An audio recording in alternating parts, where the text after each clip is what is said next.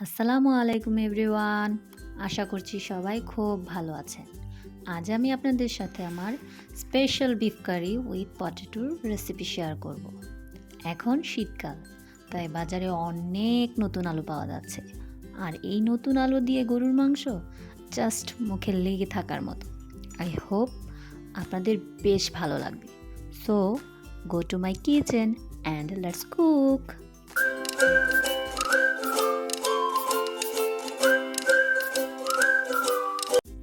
এখানে আমি নিয়ে নিচ্ছি 1.5 কেজি পরিমাণ গরুর মাংস।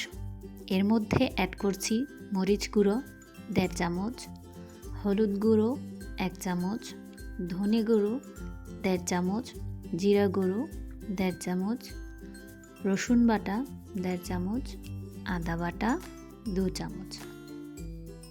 সাথে আরও অ্যাড করছি জয়ফল ও জয়ত্রী গুঁড়া 1/4 চা চামচ। সাথে অ্যাড করছি আধা বাটি পেঁয়াজ বাটা ও অল্প পরিমাণ পেঁয়াজ কুচি, কিউব করে কেটে রাখা টমেটো ও পরিমাণ মতো লবণ।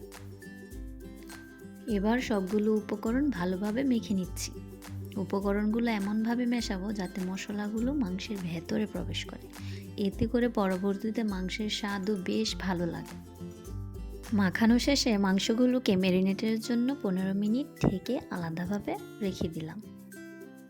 15 মিনিট পর চুলায় গরম হাঁড়ি বসিয়ে আধা কাপ পরিমাণ তেল দিয়ে দিলাম।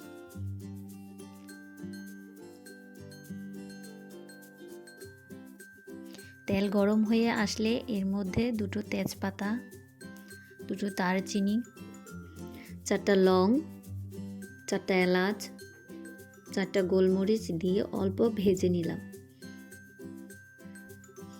এবার এতে আগে থেকে ম্যারিনেট করা মাংসগুলোকে এক এক করে ঢেলে দিলাম।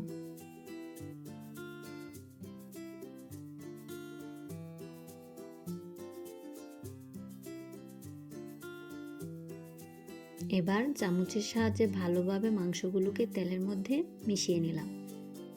অল্প পরিমাণ পানিও অ্যাড করলাম।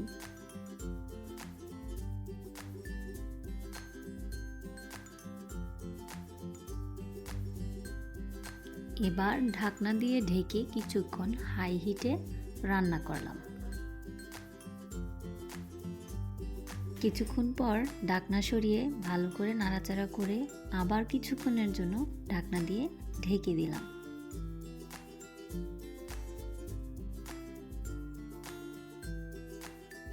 মাংস কষানোর আগ পর্যন্ত 2 থেকে 3 বার নাড়াচাড়া করতে পারেন, এতে করে মাংসগুলো পাতিলের তলানিতে লেগে যাবে না। এ পর্যায়ে আমার মাংস কষানো প্রায় হয়েই গেছে।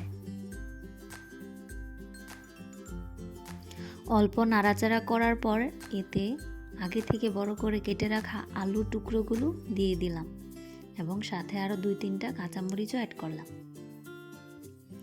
এবার সব কিছু ভালোভাবে মিশিয়ে নিলাম। 1 কাপ পরিমাণ পানি অ্যাড করলাম সাথে করে। এবার মাংসগুলোকে ভালোভাবে মিশিয়ে ঢাকনা দিয়ে ভালো করে ঢেকে দিলাম। সাথে করে চুলার আঁচটাও কিছু কমিয়ে দিলাম। কিছুক্ষণ জাল করার পরে আমার আলুগুলো প্রায় সিদ্ধ হয়ে এসেছে। আমি আপনাদের একটি আলু কেটে দেখাচ্ছি। এই যে দেখুন, আমার আলুটি প্রায় সেদ্ধ হয়ে এসেছে। এ পর্যায়ে যদি আলু সেদ্ধ না হয় তাহলে আপনারা আরও একটু জাল দিয়ে নিতে পারেন। এখন আমি আমার চুলার জাল বন্ধ করে দিচ্ছি।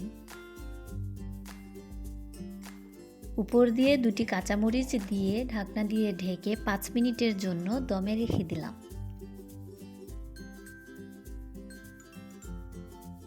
এই যে দেখুন তো, 5 মিনিট পর মাংসের কালারটা কত সুন্দর হয়েছে।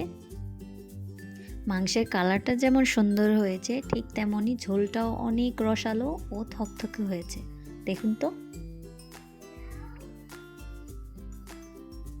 যদি ভিডিওটি আপনাদের ভালো লেগে থাকে তাহলে লাইক, সাবস্ক্রাইব এবং শেয়ার করতে ভুলবেন না।